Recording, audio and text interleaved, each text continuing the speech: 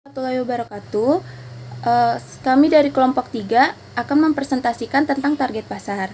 Di sini saya akan memperkenalkan diri. Nama saya Rani Julinda, NPM 18140029 sebagai moderator sekaligus sebagai pemakalah pertama.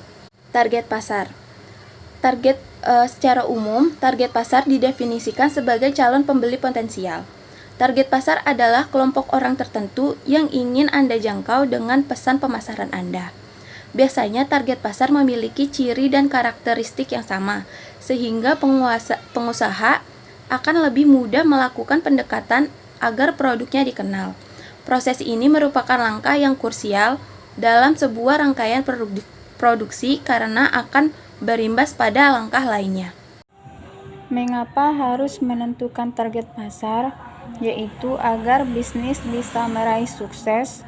Menentukan target pasar merupakan hal yang tidak terelakkan. Namun, dalam merintis usaha dan melakukan pemasaran, proses ini sangat penting untuk dilakukan.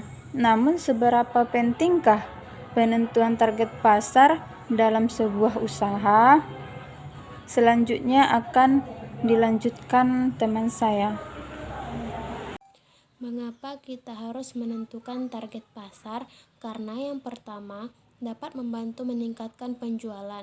Apabila produk yang dibuat sesuai dengan kebutuhan dan target, maka penjualan terhadap target pasar akan meningkat, sebab memfokuskan diri hanya pada target pasar yang dapat membantu produksi dan pemasaran lebih cepat. Dengan pemasaran produk hanya pada target pasar, pengusaha akan mendapat data mengenai apa yang disukai oleh pelanggannya. Pada akhirnya, data tersebut dapat digunakan untuk mengembangkan produk sesuai dengan keinginan pelanggan. Ketika seorang pengusaha berhasil memenuhi kebutuhan pelanggan berdasarkan hal tersebut, maka dapat mendorong pelanggan agar setia kepada produk yang tentunya berakibat pada peningkatan penjualan. Assalamualaikum warahmatullahi wabarakatuh. Di sini saya akan presentasikan tentang membantu persiapkan media pemasaran. Dengan data yang didapatkan mengenai beberapa contoh target pasar, pengusaha dapat membuat media pemasaran yang sesuai. Semakin akurat data mengenai calon konsumen, maka semakin menarik pula media pemasaran yang dibuat. Berdasarkan karakteristik contoh target pasar, pengusaha mungkin hanya mengandalkan media cetak sebagai sarana pemasaran.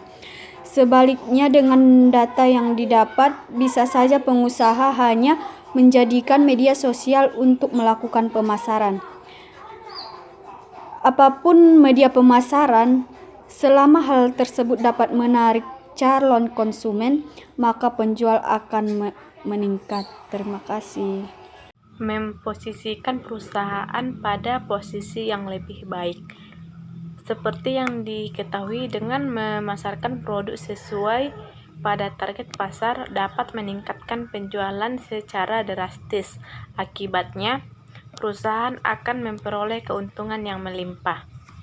Selain itu, penentuan target pasar juga membuat perusahaan bisa memahami kebutuhan konsumen dengan baik. Kedua hal itu akan membawa perusahaan pada posisi yang lebih baik. Saya akan melanjutkan presentasi dari saya, yaitu bagaimana cara menentukan target pasar. Agar perusahaan bisa memperoleh keuntungan sebanyak-banyaknya, penentuan target dapat dilakukan dengan tepat. Penentuan target dilakukan setelah perusahaan melakukan segmentasi pasar atau pengelompokan. Ada beberapa langkah yang harus dilakukan sebelum pengusaha menetapkan contoh target pasar yang diuraikan sebagai berikut. Yang pertama yaitu mengenal target. Sebelum memasarkan produk pada konsumen, seorang pengusaha harus mengenali target pasar dengan baik. Hal ini penting dilakukan karena produk yang akan dipasarkan berkorelasi secara kuat dengan target pasar yang diincar. Demografi target seperti umur dan jenis kelamin, status ekonomi, dan latar belakang budaya adalah beberapa khas yang harus dipahami pengusaha.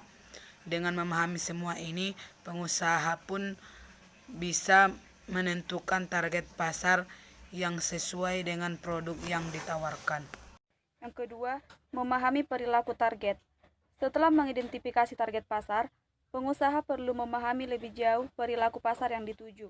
Kecenderungan belanja atau cara konsumen berbelanja merupakan beberapa contoh perilaku calon target yang tidak boleh dilewatkan oleh pengusaha. Dengan memahami perilaku konsumen, pengusaha dapat lebih mudah menentukan target pasar dan memformulasikan strategi pemasaran yang sesuai. Saya akan melanjutkan presentasi dari rekan saya dengan judul 4. Membuat brand positioning. Brand atau merek merupakan hal yang tidak dapat dipisahkan dari sebuah produk. Dengan memiliki brand, semua produk akan terlihat lebih meyakinkan. Faktanya, sebagian besar konsumen lebih tertarik membeli produk dengan brand yang telah terkenal.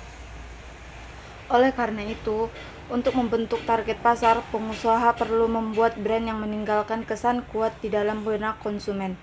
Pengusaha bisa memberikan kesan bahwa produk yang ditawarkan berbeda dari yang lain. Apabila produk telah memiliki brand positioning yang kuat, penjual produk pun dapat meningkat. Selanjutnya, pengusaha hanya perlu menjaga brand untuk memaksimalkan potensi pasar. Contoh target pasar yang kedua dalam proses pemasaran sebuah produk, perusahaan harus memahami contoh target pasar yang kemudian menentukan target yang merupakan proses yang tidak bisa dihindari. Sebelum membuat keputusan mengenai pasar yang akan menjadi sasaran, pengusaha harus melakukan segmentasi atau pengelompokan pasar berdasarkan karakteristiknya. Harus ada suatu perbandingan dari suatu produk yang akan dipasarkan. Karena keberhasilan suatu usaha itu bisa bergantung pada bagaimana perusahaan menentukan target pasar. Untuk itulah pengusaha harus terus mempelajari bagaimana dinamika target pasar agar produk bisa menyasar target yang tepat. Sekian presentasi dari kelompok kami. Jika ada yang ingin bertanya, silakan ditanyakan. Kurang lebihnya mohon maaf. Wassalamualaikum warahmatullahi wabarakatuh.